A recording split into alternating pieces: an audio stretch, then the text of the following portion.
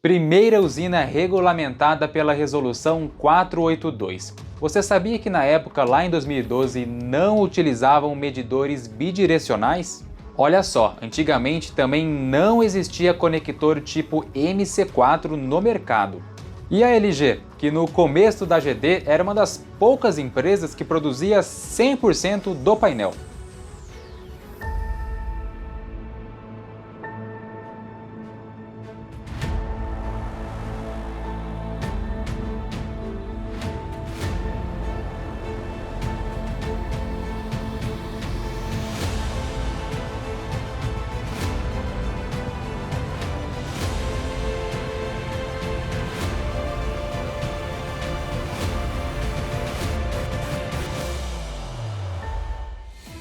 Neste segundo episódio, vamos falar sobre as primeiras empresas que surgiram no setor solar, das primeiras usinas regulamentadas pela 482 e também da criação das associações, como a ABSolar e a BGD. Mas antes disso, vamos voltar lá no comecinho, na década de 90, com o surgimento do programa de P&D da ANEEL, que foi importante para que as empresas começassem a se interessar pela energia solar fotovoltaica.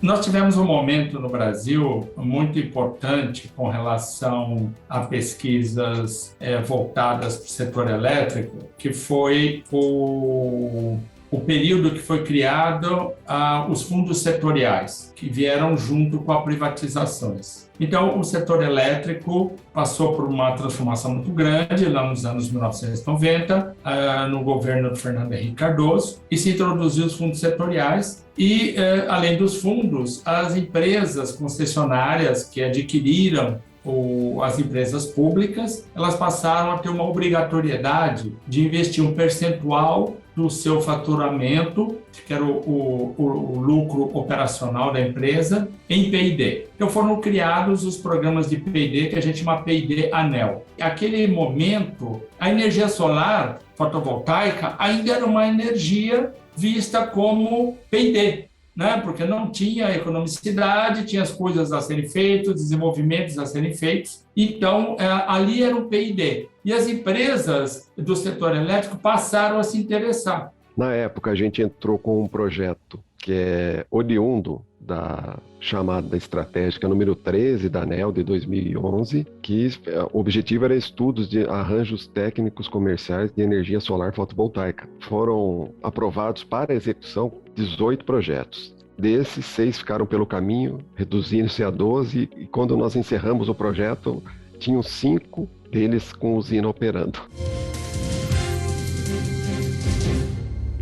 Começou a funcionar hoje em Campinas a primeira usina solar do estado de São Paulo, a segunda no país. O projeto faz parte da comemoração dos 100 anos da CPFL. A gente chamava de usina porque hoje é uma mini GD, né? Mas na época 1,1 megawatt pico, né? E trouxe bastante desafio. Um deles, mão de obra. Segundo, cultura. O outro desafio, tudo importado. Não tinha gente que produzisse estrutura para você montar a planta aqui. Não tinha gente treinada para fazer isso, então nós treinamos as pessoas, foi feito on-the-job training mesmo. Formando esse grupo de on-the-job training, a gente não sabia se montava do meio para a esquerda, da esquerda do meio para a direita, da esquerda para cá. Enfim, foi treinado, pegamos a expertise do pessoal que já montava coisa fora e que ganhou o lado do policristalino também. Aí montamos as equipes, ia treinando e assim, com o tempo, o pessoal começou a montar com um rendimento enorme as plantas. E a gente tentou fazer uma coisa legal lá, tentou não, a gente fez. Uma planta a gente tentou fazer com tudo que existia no Brasil, adaptando coisas inclusive, seja caixa para você montar a parte dos strings. Na outra a gente pegou tudo que existia fora, já bonitinho, com monitoramento, tudo, sabe?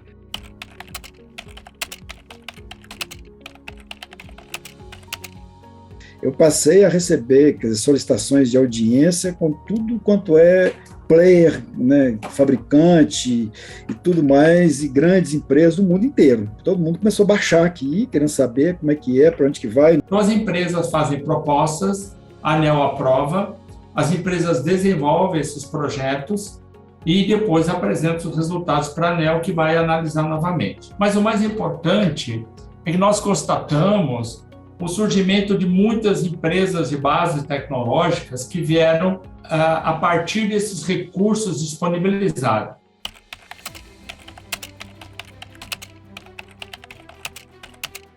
A LG, ela estava vindo para o Brasil com a área de LEDs, né? Ela tinha luminárias e lâmpadas de LED, então ela estava começando uma área de negócio nova mundialmente, né? E aí o Brasil foi um dos mercados em que ela escolheu. E aí eu fui para lá, né, para começar a formatar essa área. Mas logo que eu cheguei lá, já veio uma outra área, né, junto, que era uma área também promissora aí, que era a área justamente de energia solar, onde a LG já possuía os painéis, né? Os painéis naquela época mono e policristalinos. E a LG tinha um aspecto interessante porque ela era uma das poucas naquela época que era verticalizada. Então o que a gente tem aqui no Brasil, né, que é a LG Electronics, ela é a ponta, né, final que faz a venda propriamente do módulo.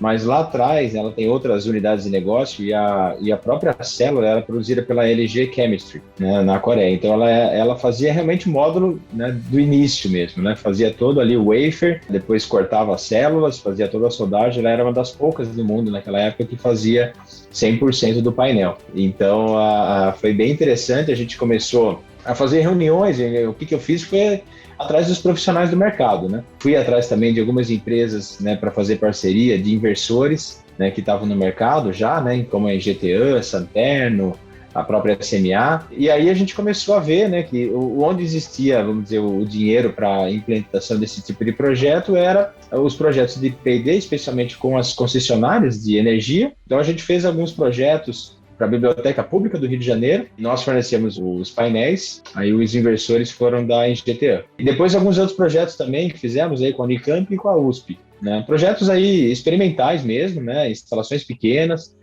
na maioria delas ou em solo ou em telhado, mas aí mais para a gente realmente começar a estudar o comportamento dessa nova fonte de energia, né, na conexão com a rede. Então a principal preocupação naquela época era, bom, beleza, vamos conectar, vamos ter uma usina no telhado ou no solo, né, e vamos injetar energia na rede. E aí, qual é o impacto disso? O que vai acontecer com a rede? Como é que ela vai reagir? Então isso que era a grande discussão da época. Em 2011, o cara que faz a interligação, que dá segurança para se ligar um gerador fotovoltaico à rede elétrica, é o inversor, ele transforma corrente contínua em corrente alternada. Então, o que eu fiz? Eu virei o coordenador dessa norma técnica, tá? E aí, não dentro da ABINE, mas dentro da ABINIT, que tem o Comitê Brasileiro de Eletricidade e tem a Comissão de Estudo 82, tá? É uma comissão antiga, que só fazendo um parênteses, essa comissão nasceu em 1980, aqui, com o pessoal do PQD, da Heliodinâmica, para atender os sistemas, né, da Telebrás, onde já se fabricava os primeiros módulos fotovoltaicos aqui no Brasil. Depois disso, os professores continuaram trabalhando nas normas técnicas dos módulos, principalmente para situações de isolado, né? Sistemas fotovoltaicos isolados, que era o que podia se instalar. Tá? São 30 anos de história, né? E eu pego o bastão em 2011 para cuidar dos inversores. A PHB, o que fez? A PHB comprou toda a instrumentação para testar.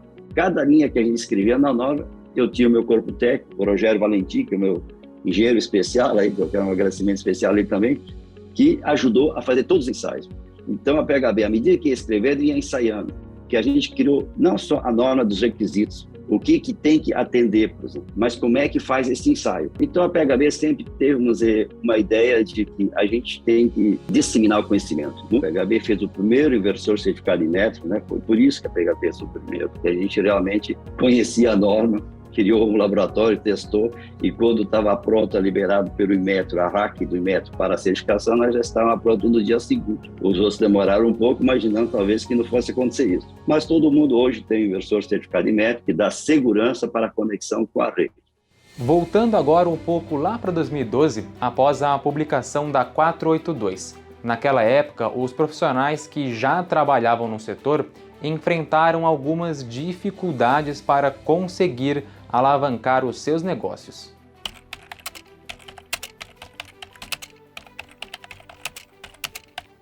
Eu lembro que na época a gente não tinha ainda não existia esse modelo de integradores, hoje estão disseminados no Brasil, que você tem várias empresas que fazem a instalação e fazem a venda, né? Naquela época não tinha.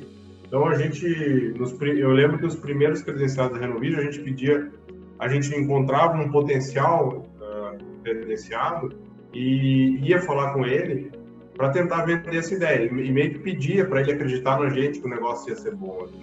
Também para ele não tinha essa visão do mercado, esse mercado ia ser um mercado bom, né? Na época a gente fazia importação, a gente importava os módulos solares, já tivemos uma distribuição da Mitsubishi, já tivemos uma distribuição da SMA no Brasil também, mas era assim, cada venda era um sistema feito sob medida, sabe? A gente comprava os suportes do sistema, era feito assim, sabe? Um a um, os conectores, sabe? Não existia conector MC4 no mercado para comprar.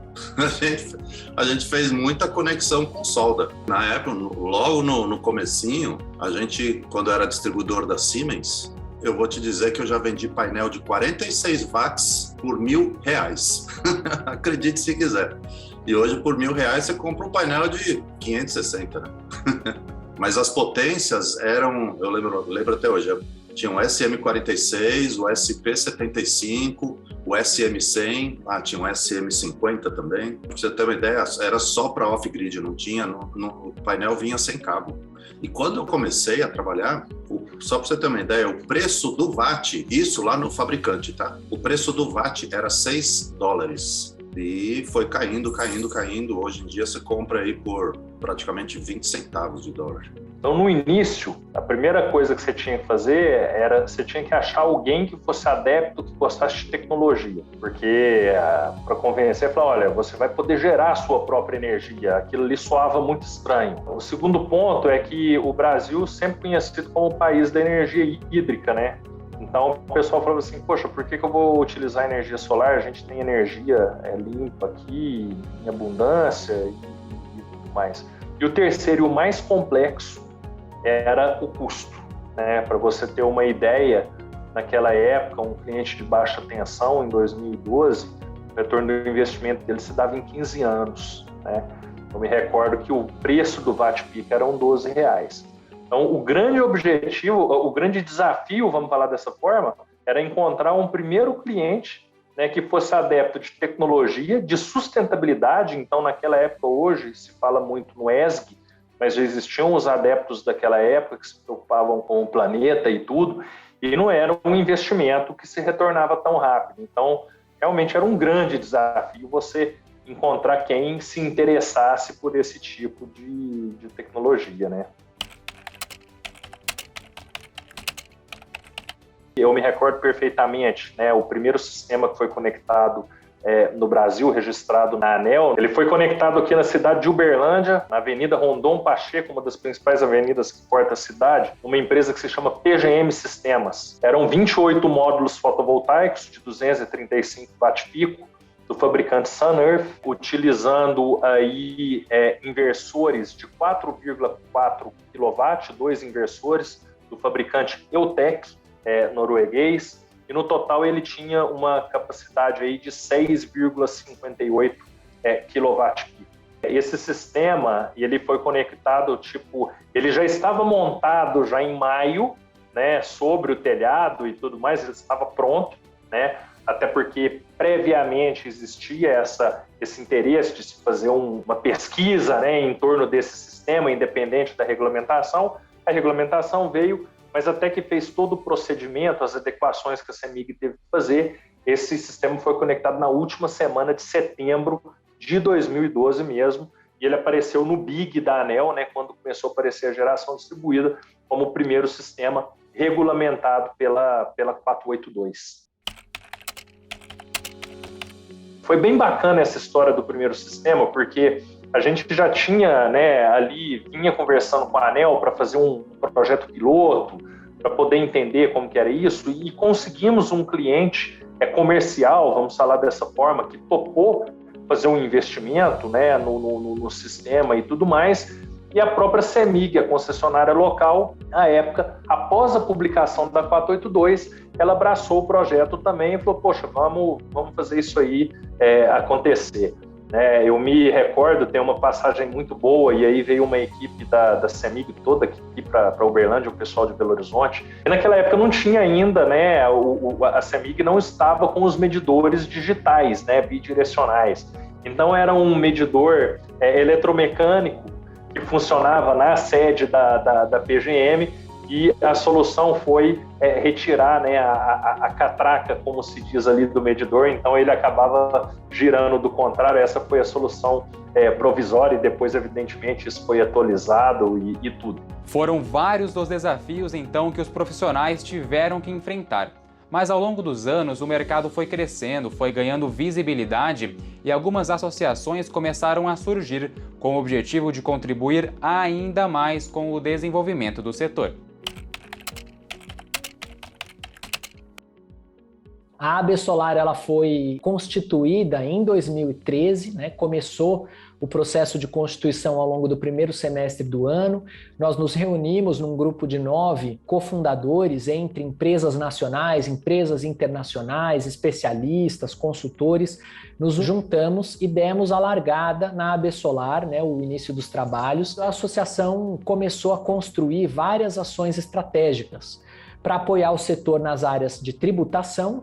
A gente ainda tem, mas tinha naquela época uma série de gargalos tributários, além de trabalhar a criação de várias linhas de financiamento para o mercado. Naquela época o setor tinha 5 a 10 linhas de financiamento apenas, todas com juros altíssimos.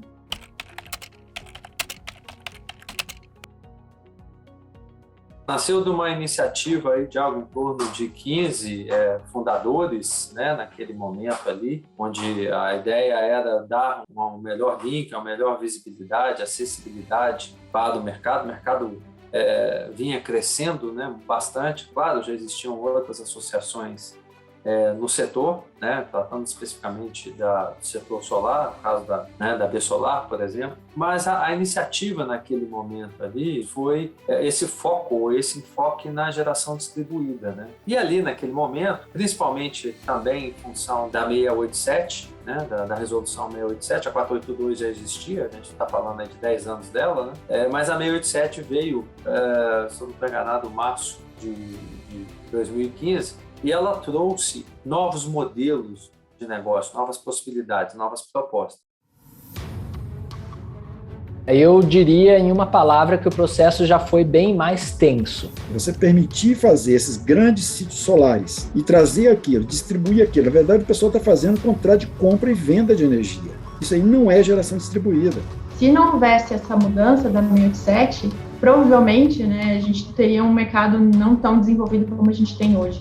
Então, a forma de autoconsumo remoto distribuído foi uma forma que a gente conseguiu de abastecer remotamente, distribuído em todo o Brasil, essas diversas necessidades de energia que nós tínhamos e de carga para ser atendido.